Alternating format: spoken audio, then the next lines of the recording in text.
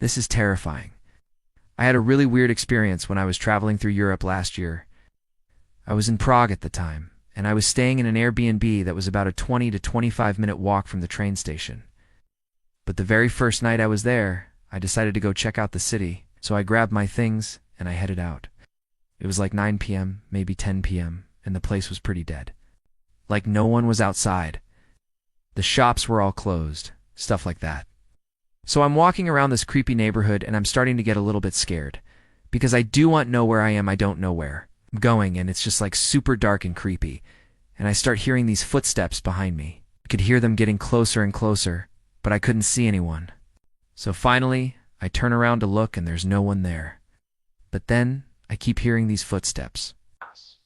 So I start running and I'm like trying to find where the sound is coming from, but I can't find anyone. I'm pretty sure it was untamed me, because I've never been able to move that fast in my life.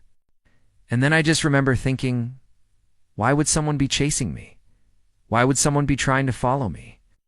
And then I started to think, maybe it's not a person. Maybe it's something more sinister.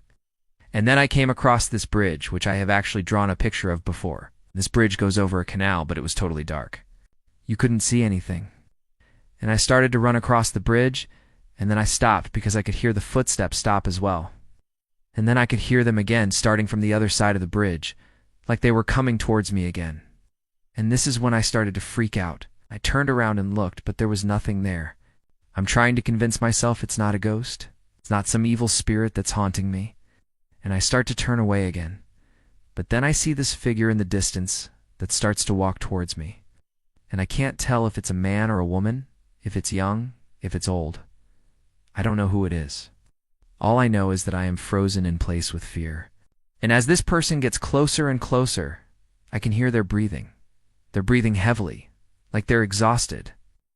And I'm wondering, are they following me? Are they trying to kill me? And then they get even closer and closer until they right up on me and I scream and I swing and I try to, hit them in the face or something. And I knock them over the bridge. And then I run away as fast as I can.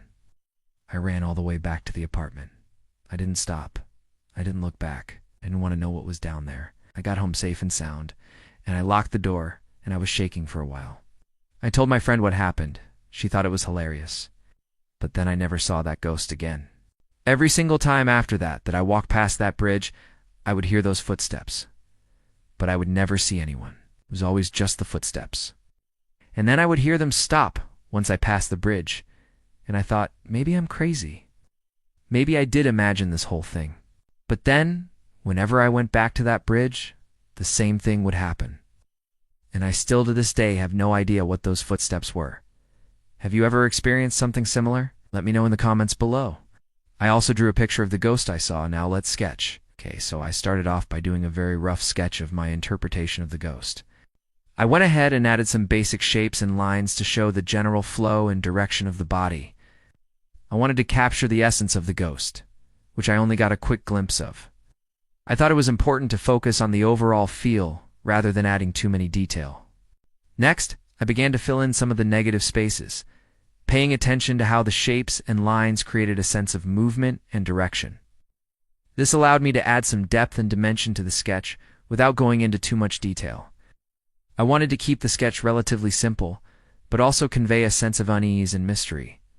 Finally, I added some finishing touches, such as adjusting some of the line weights and adding some light shading to give the sketch a more polished look. I wanted to keep the focus on the overall composition and the feeling that I wanted to convey, rather than getting lost in the details. Okay, now I'm going to finish the drawing and add some color. Okay, so for the background, I used a technique called wet trees.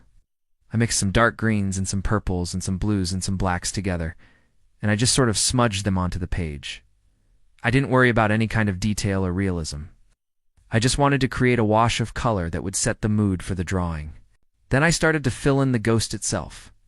I'm using some lighter colors, some grays and some purples, and I'm trying to create a sense of movement and direction. Again, I'm not worried about details here. I'm just trying to capture the essence of the ghost and its interaction with the environment. I added a bit of red to the background to represent the blood that was dripping from my hand after I knocked the ghost into the water. Then I added a few more finishing touches. I added some white lines throughout the drawing to represent the footsteps that I heard. I also added some splatters of red and some darker shadows underneath the ghost to give it a more sinister feel. Overall, I wanted to create a drawing that captured the eerie and mysterious nature of the experience I had. I wanted the viewer to feel a sense of unease and wonder what might be lurking in the shadows. If you liked this story, please make sure to subscribe. I would love to reach 100,000 subscribers by the end of the year. Thank you so much for watching. Have a great day and goodbye.